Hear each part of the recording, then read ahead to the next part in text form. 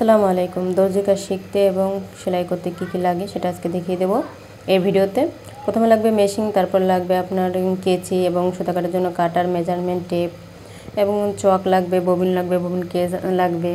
এই দেখেন, দেখতে পাচ্ছেন বিভিন্ন রকম আইটেম আছে। সুতা আছে, আপনার জিপার আছে, তারপরে ডস্টিং আছে পাইপিং করার জন্য, বিভিন্ন রকম প্লাস্টিক আছে, 2-3 রকম, বক্রম আছে, মেজারমেন্ট শেপ কাট আছে।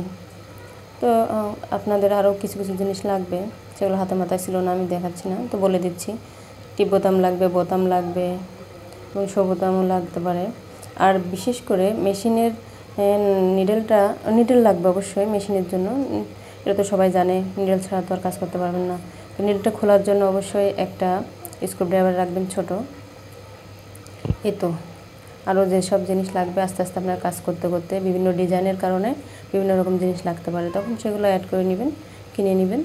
তো আশা করি বুঝতে পারছেন।